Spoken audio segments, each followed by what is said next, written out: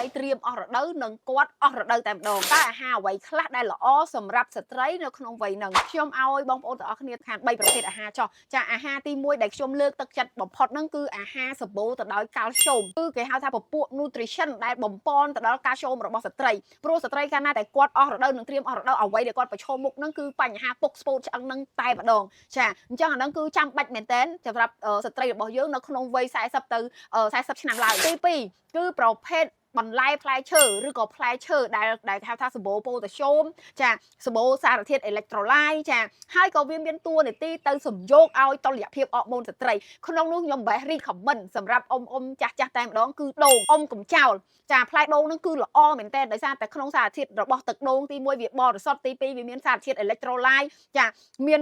ប៉ូតាស្យូមមានសូឡីយ៉ូមមានម៉ាញ៉េស្យូមគឺមានម៉ាសេតនៅក្នុងនោះតែម្ដងចាហើយក៏វាមានតួនាទីទៅសំយោគចាអរម៉ូនស្ត្រីអឺស្ត្រូសែនបានដែរសំយោគនឹងប្រៀបដូចយើងដាំដើមឈើហើយយកទៅដាក់ថ្ងៃឲ្យវាត្រូវពលឺអញ្ចឹងវាមិនមែនទីអរម៉ូនទេប៉ុន្តែវាសំយោគឲ្យអាមុខងាររបស់វាហ្នឹងធ្វើការល្អហើយទី3វីតាមីនចាប្រភេទវីតាមីនអ៊ីវីតាមីនដែលគេហៅថាដូចខ្លាញ់ត្រីអញ្ចឹងលើកទឹកចិត្តឲ្យអ៊ំញ៉ាំត្រីឲ្យបានច្រើនចាដើម្បីអីឲ្យអាកំហាប់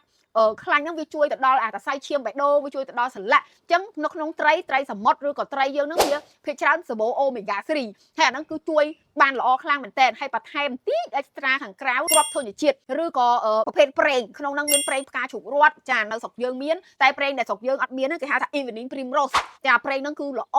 ខ្លាំងមែនតើវាមានមុខងារទៅបង្គ្រប់បំពន់ទៅថែរក្សាទៅលើអរម៉ូនស្ត្រីយើងនឹងឯងអញ្ចឹងបើសិនជាមានសំណួរជុំវិញបញ្ហាសុខភាពនានាជាពិសេសសុខភាពបន្តពូជសុខភាពផ្លូវភេទចាបងប្អូនអាចជឿទុកចិត្តបានថាខ្ញុំមានចំណេះជំនាញនិងបទពិសោធន៍អាចមកចែករំលែកជូនបងប្អូនទាំងអស់គ្នាបានហើយបងប្អូនតែនិយាយថាចង់ឲ្យអ្នកគ្រូសៀវភៅបកស្រាយទៅ topic ដែលក៏ដោយព្រោះអីដោយសារនិយាយច្បាស់ចំគោលដៅរបស់គាត់